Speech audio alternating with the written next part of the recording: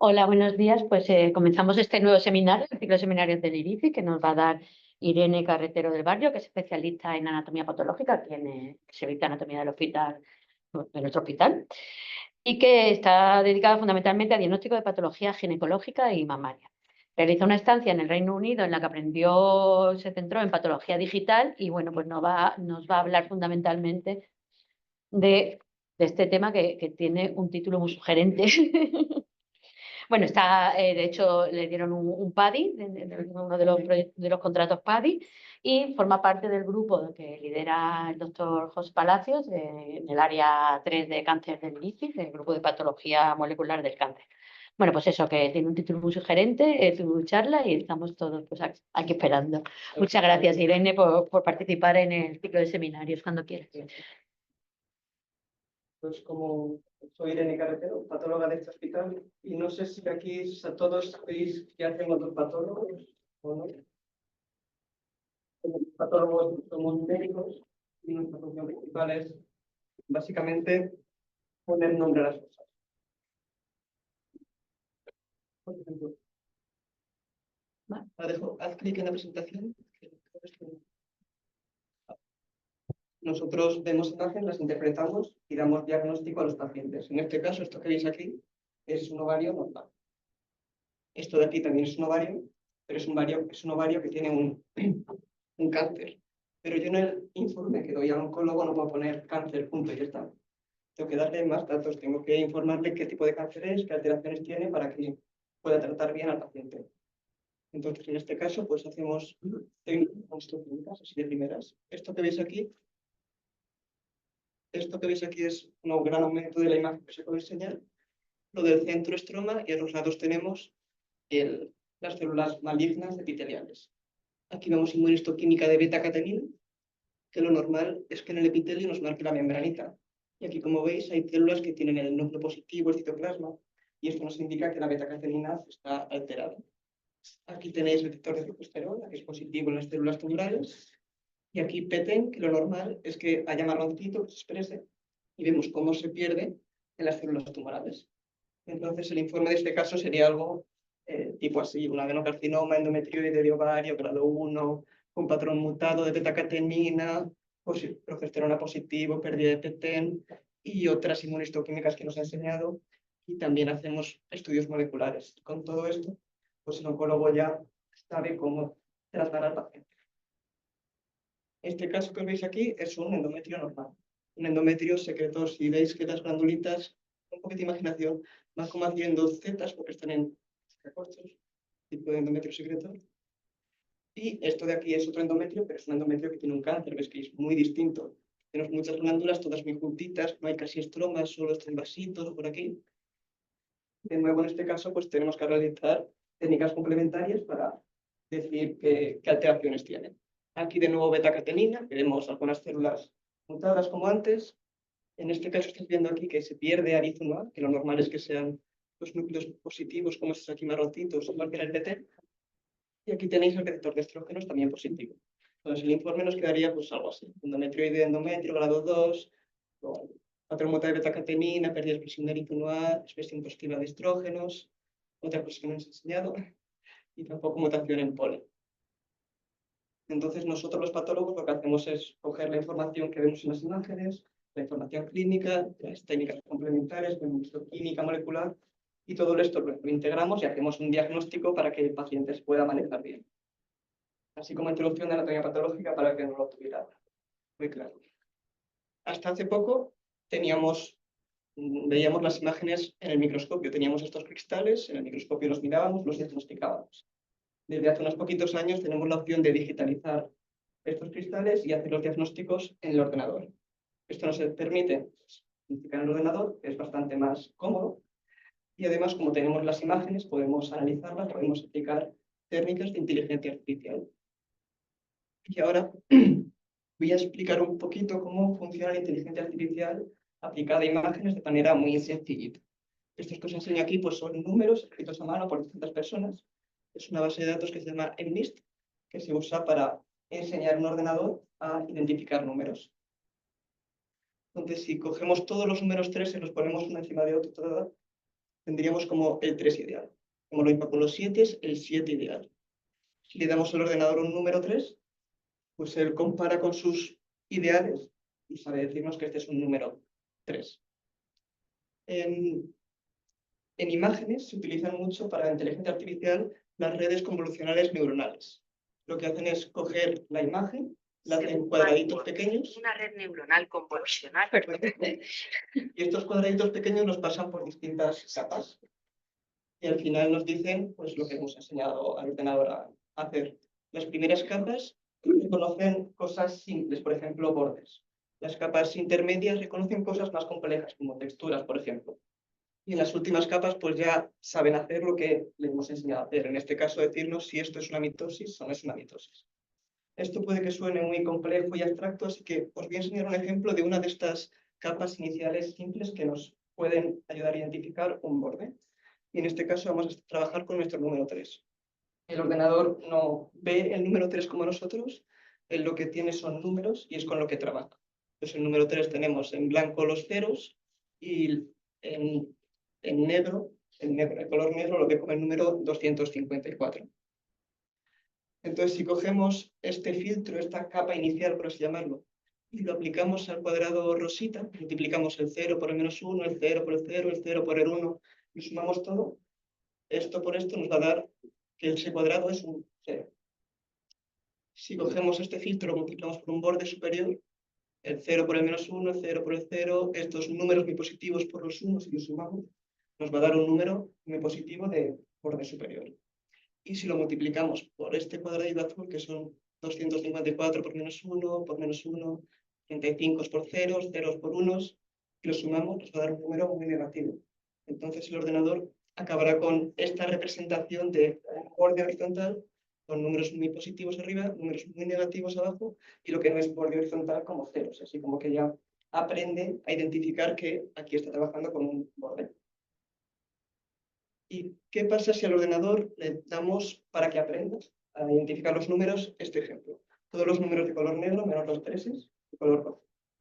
Si le damos este número 8, seguramente el ordenador, ¿qué queréis que nos va a decir? ¿Qué es este número 8? Nos va a decir que es un 3 porque se está fijando en que los rojos va con 3 y no se fija en lo importante que es, en otras cosas importantes para identificar el número. Y esto es Por eso es muy importante que al ordenador le demos imágenes representativas de lo que queremos que haga, que no tenga sesgos. Entonces ahora volvemos a la anatomía patológica, ahora que ya sabemos cómo funciona la inteligencia artificial. El ovario endometrio es de lo que hablaré ahora al principio. En ovario, yo si tengo esto, no puedo decir cáncer de ovario, punto en el informe. Como hemos visto, tengo que dar mucha más información. Y en el cáncer de ovario, lo primero que se hace es dar un diagnóstico histológico de los subtipos de los distintos subtipos de cáncer de ovario. Tenemos el carcinoma seroso, que es el más frecuente de todos. El carcinoma seroso de alto grado, el más frecuente de todos. Carcinoma seroso de bajo grado, carcinoma de células claras, endometrioide y mucinoso. Cada uno de ellos veis que tiene morfología distinta. El seroso de alto grado hace como papilas, las células son muy feas. El seroso de bajo grado hace también papilitas, no son tan feos. El de células claras, pues, son células claras, hace tachuelitas. El endometrioide es porque nos recuerda al endometrio. Y el mucinoso secretamo. Y cada uno de estos tipos histológicos tiene distinta forma de presentación, distinto pronóstico, distintos tratamientos, distintas alteraciones moleculares. Así que es muy importante que nosotros los clasifiquemos bien. ¿Habéis aprendido lo que os puedo decir? ¿En qué cajita le metemos? Es fácil. Muy bien, sí, este es un carcinoma de célula clara de ovario. En este artículo que os presento aquí, lo que hacen es coger las hematoxilinas y eosinas de carcinomas de ovarios y meterlos en estos tipos histológicos que os acabo de enseñar. Lo primero que hacen, y lo que iremos viendo en los distintos trabajos, es seleccionar, enseñar al ordenador a identificar qué es tumor, qué es lo que está dentro de las líneas rojas, y qué no es tumor, el fondo o la cápsula fibrosa. Después hacen los cuadraditos, como ya vimos antes, los pasan en este artículo utilizan 4 modelos distintos, que ahora veremos, y al final pues predicen el subtipo de cáncer de ovario entre estos 5.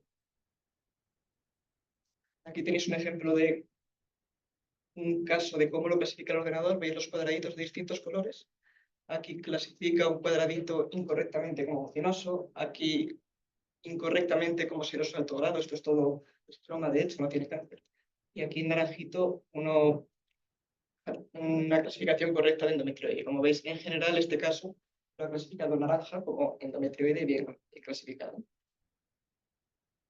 Entonces, cuando han entrenado al modelo con casos de un hospital, prueban qué tal lo hace con casos de un hospital externo, a ver si se puede generalizar.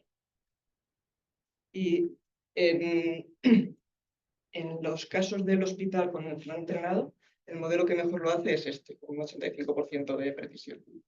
Sin embargo, cuando utilizan los casos de un hospital distinto, que pues, al final el manejo de esos tumores ha sido diferente, tienen algunas características diferentes, el caso que peor lo hace es el que mejor lo hace al principio, mientras que este es el que mejor lo hace. Y aquí yo creo que está pasando un poquito lo de que el 8 es un 3 porque es de color rojo. A lo mejor está sobreentrenando a este modelo de aquí. Esta persona la conocéis todos, Angelina Jolie. Al inicio suena que hace unos años se sometió a doble mastectomía y ovarectomía porque Angelina Jolie tiene una alteración en este gen, en BRCA1. Las personas que tienen BRCA1 tienen más riesgo de padecer cierto cáncer de ovario y cáncer de mama. Pero los tumores que tienen alteraciones en BRCA1 son susceptibles de recibir un tratamiento, son los inhibidores de la PARP. Entonces, para nosotros es muy importante identificar los pacientes con alteraciones en BRCA porque podemos tratarles con un fármaco dirigido. Y en este artículo es lo que intentan hacer, predecir el estado mutacional de BRCA a partir de las hematoxininas osinas. De nuevo, lo primero que hacen es identificar el tumor, que es lo que marcan aquí más en moradito, y después, otra vez, volvemos a hacer cuadraditos. En este caso, trabajan a los cuadraditos de tres formas distintas. En el primer caso, al primer modelo le pasan los cuadraditos enteros y ven qué tal lo hace. En el segundo caso, cogen el cuadradito y lo dividen en cuatro, si lo pasan al modelo. Y en el tercer caso, cogen el cuadradito, lo dividen en cuatro y los descolocan, si lo pasan al modelo. Y ven qué tal predice el estado de BRCA con estas cuatro variantes de cuadraditos, por así decirlo. En general, los resultados no son demasiado buenos, son 0,6. El que peor lo hace es este con los cuadraditos desordenados, que a lo mejor le estás quitando información de arquitectura, y el que mejor lo hace es el cuadradito entero como tal, y por esto en el artículo sugieren que a lo mejor para predecir BRCA es muy importante ver la arquitectura global del tumor más que detalles celulares, que es lo que menos veríamos con el cuadradito entero. Y aunque sean unos resultados un poco reguleras, pues yo creo que estos trabajos son importantes porque si son capaces de tener suficiente sensibilidad de decirnos en qué caso tenemos que testar BRCA y en qué casos a lo mejor no hace falta porque seguro van a ser negativos y así pues ahorrar recursos. Ahora pasamos al endometrio. En el endometrio los tres tipos más frecuentes son el endometrioide, el ovario también lo teníamos, el seroso de alto grado, que como en el ovario hace papilitas y son muy feos, y el de células claras, que ya sois expertos, y aparte pues tenemos otros subtipos más. En el endometrio este artículo que salió hace unos años es bastante importante y dividen a los carcinomas de endometrio en 4 subtipos moleculares, y esto lo hicieron con estudios genómicos, que son caros. Tenemos los carcinomas polimutados, que son de una supervivencia muy buena, van muy bien. Los carcinomas P53, que son los que peor van. Y entre medias tenemos a los carcinomas con déficit de proteínas reparadoras y a los no específicos. Como esto sí hizo con test genómicos y es caro y es complicado, para aplicarlo a la práctica clínica lo que hacemos es un panel limitado de técnicas moleculares e inmunistoquímicas. Empezamos haciendo pole, que es con técnicas moleculares. Si el caso es polemutado, le metemos en el grupo de pole, que es el que de mejor pronóstico. Si pole es no mutado, lo que hacemos siguiente es estudiar las proteínas reparadoras con inmunistoquímica. Si se pierden, le metemos en la cajita de déficit de proteínas reparadoras, que era de pronóstico intermedio. Si se conservan las proteínas reparadoras, hacemos inmunistoquímica de P53.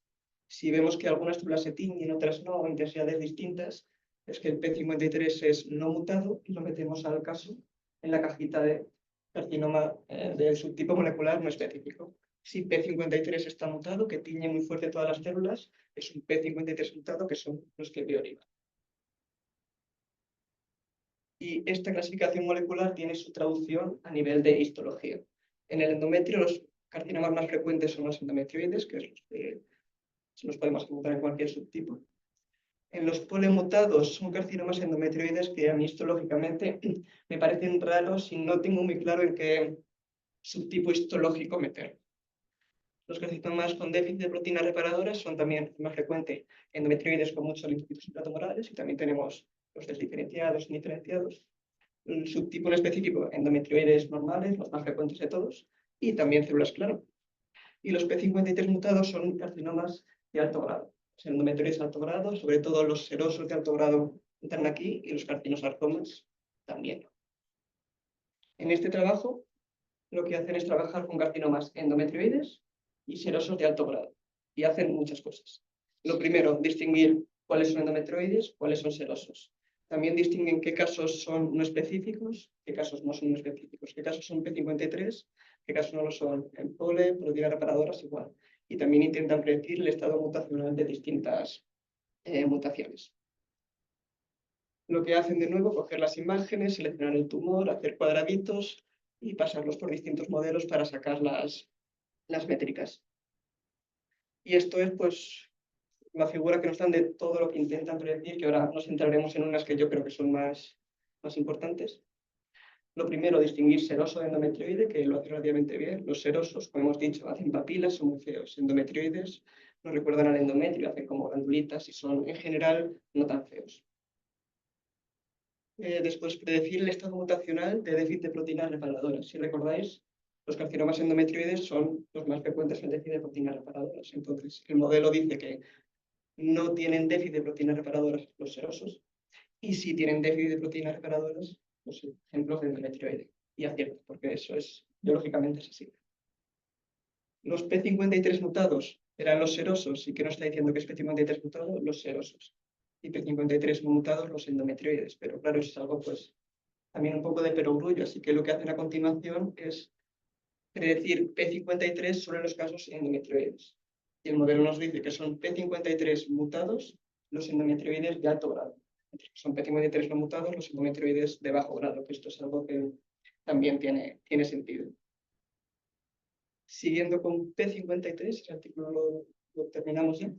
Recordad, tenemos los wild type, los no mutados, los mutados van muy mal, los no específicos P53 no mutados tienen un pronóstico intermedio. En este trabajo, lo que hacen es predecir el estado, predecir el subtipo no específico o el subtipo P53 en un 600, bueno, esta es una corte bastante grande de carcinomas de endometrio. De nuevo, cogen las imágenes, seleccionan el área tumoral, hacen cuadraditos y predicen si un caso va a ser P53 mutado o no específico. Tienen un área bajo la curva en la validación de 0,9 casi, que es bastante bueno. Y cuando comparan la supervivencia entre los casos con predicción no específico y predicción P53, vemos que hay diferencia en la supervivencia. Esto de la predicción de imágenes del modelo, que es bastante similar a lo que se veía, los que hemos dicho antes de los subtipos moleculares. Pero claro, cuando miran estos casos, los P53 mutados, en 20% de los casos que habré dicho con P53 mutados por inmunistoquímica, el P53 era no mutado. O sea, serían del subtipo no específico. Entonces, en este 20% de los casos, que son 39 en total, hacen NGS y descubren que en 8 casos, en el 20% del 20% de los P53 no mutados, sí que tenían alteraciones en el gen TP53. O sea que en realidad deberían pertenecer a este grupito de aquí, los P53 mutados. Entonces, lo que hicieron a continuación fue quitar a estos 8 casos con mutación de P53 para ver si se mantenía la diferencia de supervivencia, y sí que se seguía manteniendo. Entonces, ahora creo que estamos un poquito así, yo me siento así, vosotros os veis así. Básicamente lo que quieren decirnos con este artículo es que tenemos que hacer el arbolito de decisiones para meter en los distintos subtipos, y que en los no específicos hagamos su algoritmo de inteligencia artificial para que nos distinga aquellos no específicos, indolentes, que van a ir bien, de aquellos no específicos que van a ser más agresivos sin tener peor pronóstico. Ahora, para los patólogos de aquí que van a preguntar, los predicción de P53 mutados que salían como específicos, bueno, los que predicen como P53 mutados son en general todos tumores de alto grado. O sea que es algo que tiene sentido. Nos está diciendo que los tumores más agresivos pues van a ir peor. Ahora, pasando a otro tema que es la citología cervical. Hasta ahora lo que hemos visto es histología, que es tenemos el tejido entero y tenemos la arquitectura. En la citología tenemos las células sueltas. Para que tengáis una idea de las magnitudes, también tenemos cristales y tenemos que ver en estos 2 centímetros, estudiar las células del cervix de las mujeres. Y básicamente, pues lo que vemos, este es el cuadradito que estáis viendo en esta pantalla para la magnitud de todo lo que tenemos que mirar. Tenemos las células escamosas, tenemos células glandulares, tenemos alguna célula epitelio inflamatoria. Y para mí es un poco como buscar a Wall-E versión muy difícil. Y tenemos que ir paseando por la preparación buscando ver si tenemos alguna alteración epitelial. Entonces nos paseamos, vemos células escamosas, que son las rositas, las normales son las de núcleo amplio citoplasma amplio y núcleo así pequeñito. Paseamos, buscamos alguna alteración y estas de aquí son un poquito más raras. Nos acercamos, las vemos y vemos que son células que tienen una lesión intraepitelial. Seguimos paseando por el cristal, puede que no vemos nada, seguimos paseando. Y ahí en esas tenemos células de núcleos grandes, irregulares, que también nos indican que en esta citología hay una lesión intraepitelial. Después esto es un trabajo un poco arduo y ahora nosotros en el servicio tenemos Genius de Logic, que lo que hacemos es escanear la citología y el Genius nos elige los campos que con más probabilidad va a tener células alteradas y ya nosotros nos centramos en ellos y vemos más fácilmente, podemos diagnosticar más fácilmente la citología. Y esto era un poco todo lo que os quería contar. Con inteligencia artificial en patología ginecológica hemos hablado de que nos puede ayudar a predecir su tipo histológico, alteraciones moleculares, y es un apoyo muy grande al diagnóstico. Y en este QR tenéis la lista con todos los artículos que he ido dando. Muchas gracias.